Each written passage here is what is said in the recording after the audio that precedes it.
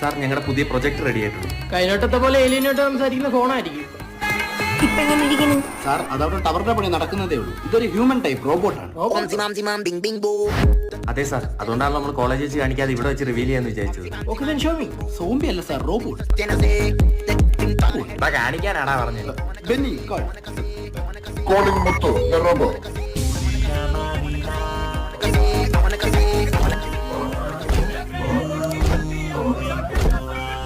I am Muthu, the robot. Speed 1 terabyte, memory gigabyte, രണ്ടെണ്ണൊക്കെ പ്രൊസസറിന്റെ sir. ഇത് എന്തിനും പോലെയാണോ? എന്തിനെ പോലല്ല, പക്ഷെ എന്തിനോ ആണിത്. സാറിന് വേണേ അവന്റെ ഐക്യു ടെസ്റ്റ് ചെയ്യാം. ഐക്യു വേണ്ട, ഞാൻ ചോദിച്ചോളാം.